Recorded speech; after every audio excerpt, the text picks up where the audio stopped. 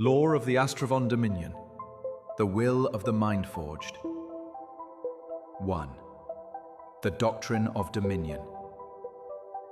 To the Astravon, war is not chaos. It is precision, calculation, and inevitability. They do not wage war with rage or desperation. They impose order, enforced through absolute mental supremacy. Their doctrine, known as the Will of the Mind-Forged, declares that the cosmos must either resonate with the Astravon mind field or be restructured until it does.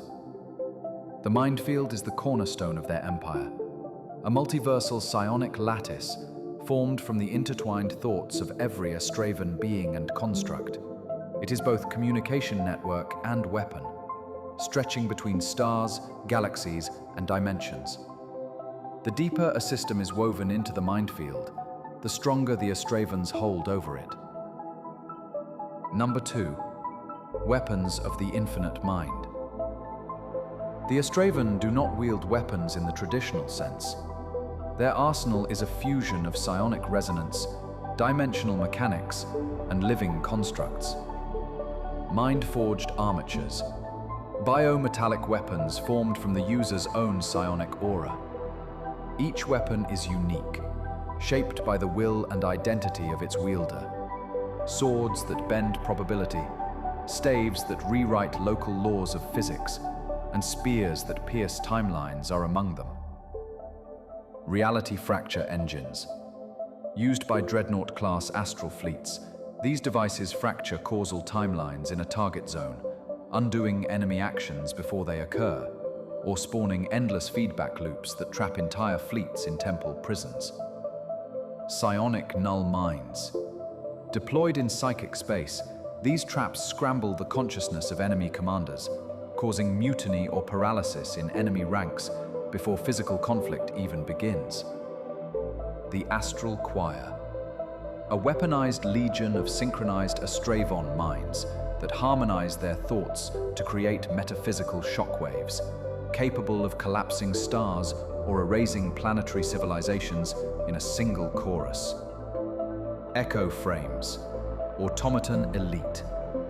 Intelligent constructs shaped like silver giants, some as large as moons.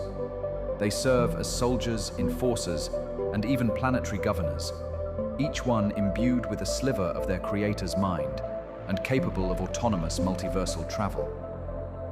Number 3. The Path of Conquest. The Astravon do not invade in the traditional sense. Their conquest follows 7 phases known as the Cognitive Ascension Protocol. Number 1. Observation. Hidden psionic beacons seeded into a target universe monitor thought signatures, technological potential, and existential stability. Number 2. Infiltration. Echo frame diplomats arrive under veils of peace, offering guidance. 5. Intervention. As the world descends into chaos, Astravon fleets arrive as saviors, delivering peace through subjugation. 6. Assimilation. The planet or system is folded into the mind field. Time, language, and even perception shift to align with Astravon harmony. 7. Sanctification. The world is now a thought conduit, linking more deeply into the mind field, and used as a relay to reach farther systems. Galaxies fall in centuries, universes bend in millennia, multiverses collapse over epochs, but every conquest is deliberate, surgical, and without unnecessary bloodshed. Resistance is rare. Futility is a known constant when facing the Astravon. 4. The limits of infinite power. Yet even in their glory, the Astravon are not omnipotent. Their birth rate remains a fatal constraint. Each Astravon takes thousands of years to mature, and every death, however rare, is a profound wound. Their population is tightly regulated, and their dependency on automatons makes them vulnerable to psionic corruption or interference. Moreover, their meditation-born governance slows reaction time. The Ancient One, though godlike, cannot act swiftly. The Council of 12 must interpret its silent will, and conflicts among them sometimes paralyze decision-making during crises. Entire sectors have been lost to rival empires, but emerged in the dark corners of the multiverse, beings and collectives that the Astravon cannot control. 5. Rivals in the Veil. The Phagriarch Nexus, a hyper-evolutionary swarm empire that devours thought and rewrites its biology in real time. Immune to psychic intrusion, they are chaos made flesh. The Syndicate of Mirrors, an enigmatic multiversal empire of beings who exist only as reflections and paradoxes. They infect Astravon architecture through thought echoes, defying all known psionic defenses.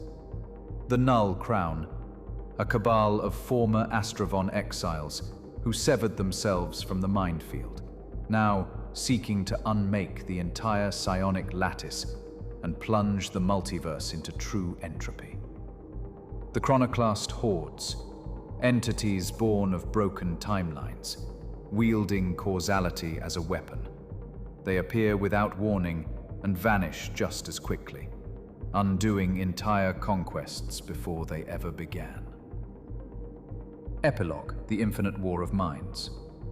For all their majesty, the Astravon do not seek to rule all things, only to ensure that the multiverse is not ruled by chaos. In this, they are both shepherds and tyrants. Their armies drift through space like silent thoughts.